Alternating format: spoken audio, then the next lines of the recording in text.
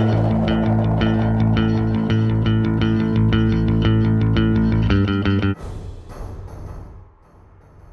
guys, it's Nick. In effort of getting battle reports out quickly and getting the backlog all taken care of in order to be ready for 9th edition, I've got another prep road game for you for Crossroads. The high elves were very well represented there, so Ryan wanted to get me a high elf game in before I left because there were 10 people playing high elves and that was the highest amount out of everybody. So we go ahead and do a high elf game at 2400 points etc. I end up getting for spells Warp Lightning, Dread of 13th, Plague, Cloud of Corruption, and Wither. Deployment is as so. Everyone's to the tight right over there. My units are just about the same as the ETC list that you saw. Mistake I made was I decided to put down the gutter runners over here to the left. I figured with the storm banner I'd be able to run them around and not worry about getting shot, and I can maybe kill a war machine with some poison or maybe charge a war machine. But I should have probably done infiltrator with them, but it is what it is. Quick overview here, you can see pretty standard deployment. Before we look at Ryan's deployment, we'll look at what he has. He's got a Prince with Shield, Heavy Armor, Dragon Helm, Golden Crown, TOTS, the other Trickster Shard, Star Lance, Star Dragon on 600 points. So that's a lot of points in a Lord there, Prince on the Dragon. So you can get a lot of points in Lords because that's the way this comp runs. And then the level 4 caster, we have Book of Hoeth, Talisman of Endurance, Iron Curse Icon. We have a Noble, BSB, another Mage, level 2 of Shadow, level 1 of Shadow, Archers, Silver Helms that are just shot cavalry. We got Reavers, nice big chunk of 21 White Lions with full command and Banner of the World Dragon without doubt any there.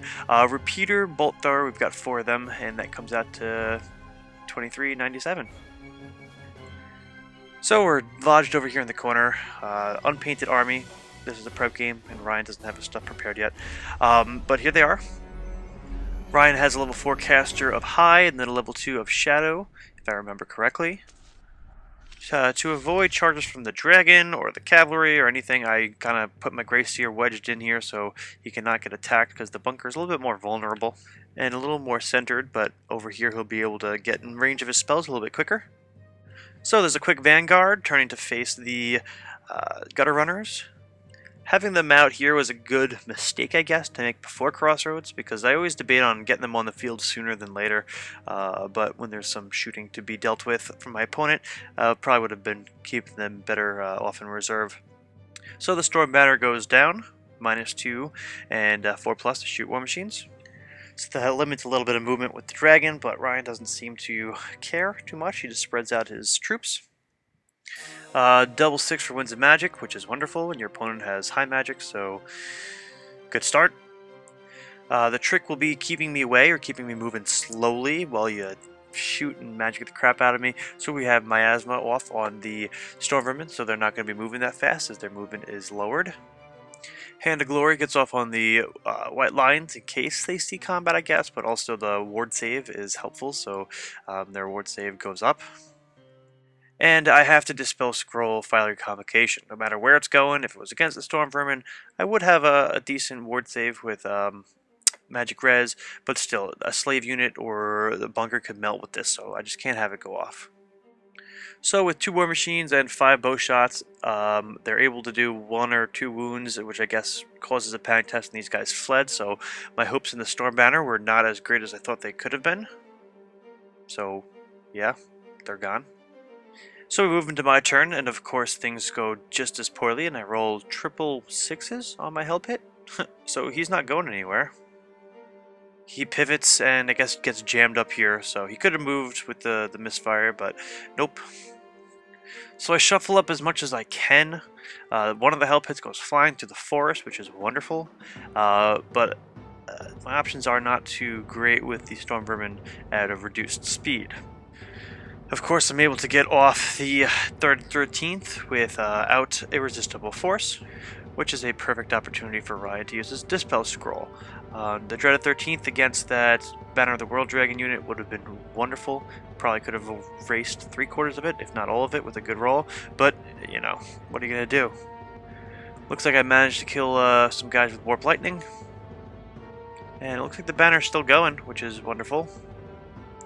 Ryan goes ahead for a charge with the dragon, but backs up the white lions. He's going to try to wait to engage one by one. So the help hit in combat with the hero on the dragon, I'm not really afraid about because there's no flaming attacks in there. So if I'm able to save as many wounds with a regen save as possible and get a decent attack, a decent roll for his special attack, there's a lot of possibilities there with high strength, but we'll see. So we have Hand of Glory get off on the dragon, another wonderful magic phase for Ryan. So Hand of Glory gets off, so I believe his initiative is increased, which causes some issues because now the dragon's going to go either at the same time or before the help hit, so that's pretty problematic.